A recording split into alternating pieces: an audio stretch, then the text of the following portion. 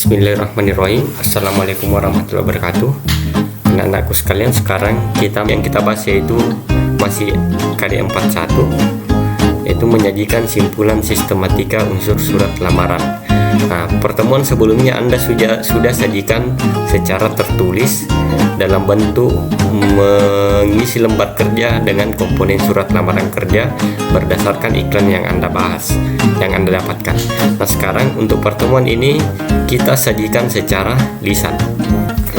Jadi untuk penyajian secara lisan ini Anda mempresentasikan surat lamaran pekerjaan, tapi karena kondisi yang tidak memungkinkan untuk kegiatan unjuk kerja, karena Anda harus tampil sebenarnya mempresentasikan di depan kelas.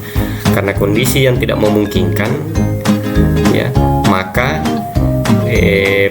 penyajian secara lisan ini saya cukup nilai dari bahan presentasi Anda, Jadi saya cukup menilai dari produk, bukan melalui unjuk kerja.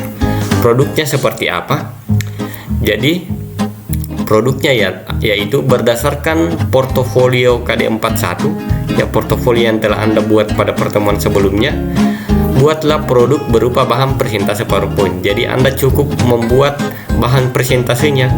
Nah, nanti penilaian keterampilannya saya nilai dari bahan presentasi berupa PowerPoint yang telah Anda buat. Nah, ini saya perlihatkan contoh. Ini nanti untuk menilainya tentu harus di slideshow. Misalnya ini dia sajikan seperti ini. Nah, nanti kalau untuk Anda terserah Anda, kreativitas Anda bagaimana. Jadi yang dinilai adalah kreativitasnya. Inilah contoh PowerPoint terkait komponen surat lamaran kerja. Jadi sekali lagi, ini Anda buat berdasarkan iklan yang telah Anda tulis pada portofolio pertemuan sebelumnya. Itu contoh ya. Kemudian saya perlihatkan 4 contoh.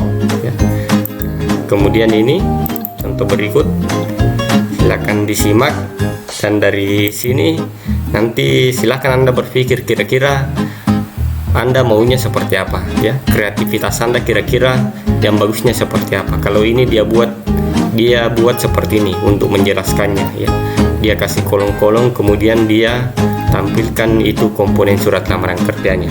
Nah, sekali lagi ini contoh Nah, kemudian contoh ketiga saya tampilkan. Kalau ini contoh ketiga dibuatnya seperti ini. Nah, nanti kalau Anda tergantung kreativitasnya bagaimana. Ini contohnya. Dia sajikan dulu iklannya. Nah, kemudian dia buat ini contoh lamarannya. Nah, kemudian dia jelaskan komponennya seperti ini. Nah, ini dia kreativitasnya seperti ini. Kemudian contoh terakhir saya perlihatkan contoh keempat. Kalau ini dia jelaskan per komponen, Dia jelaskan per komponen. Nah, dia sajikan iklannya, kemudian dia sajikan surat lamarannya.